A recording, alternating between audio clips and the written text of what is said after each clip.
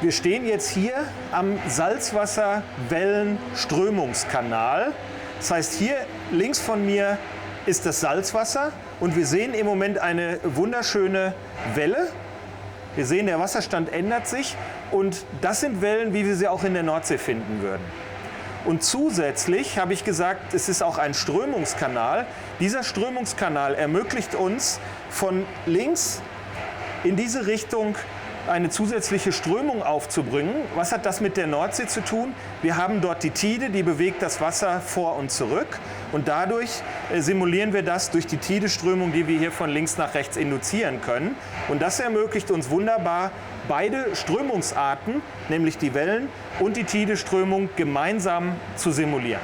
Das ganz Besondere, was wir hier jetzt neu haben, ist, dass wir die gesamte marine Umwelt, also nicht nur, wie sich das Wasser bewegt, sondern auch, was da drin lebt, mit modellieren können. Das heißt, das Wasser kann eine bestimmte Temperatur haben, die wir vorgeben können. Wir können die Salinität einstellen, wir können den pH-Wert oder den Sauerstoffgehalt verändern. Und dadurch haben wir erstmalig die Möglichkeit, mit lebenden Materialien, also zum Beispiel Muscheln, die an einem Offshore-Windenergiepfahl wachsen, oder den Seesternen oder den Algen, die da dran wachsen, all das mitzumodellieren und erstmals und sehr, sehr realistisch die gesamte Anlage, wie sie mit der Meeresumwelt interagiert, gemeinsam modellieren.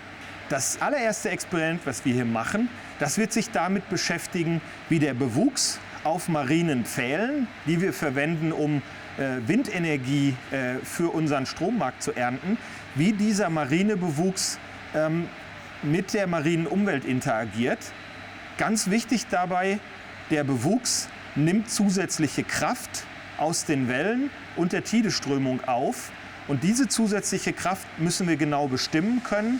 Wenn wir das genau bestimmen können, können wir die Anlagen idealerweise günstiger machen und damit günstigeren Strom im Rahmen der Energiewende produzieren. Im Salzwasserwellen- und Strömungskanal ist das ganz wichtige Element reines und frisches Seewasser.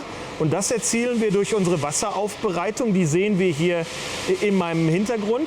Links zunächst ein Sandfilter, dann anschließend eine Ozonierungs- und Abschäumanlage. Und der große Behälter im Hintergrund ist dann der biologische Rieselfilter. Alle drei Komponenten zusammen sorgen dafür, dass das Wasser stets ausreichend gute Qualität hat, um das marine Leben in unserer Anlage aufrechtzuerhalten.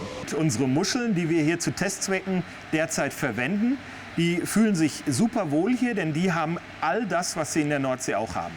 Ausreichend Futter, Nahrung, die richtigen Salzgehalte im Wasser, den richtigen pH-Wert und Sauerstoffgehalt. Und all das ermöglicht denen, dass die sich hier pudelwohl fühlen, auch wenn es keine Pudel sind.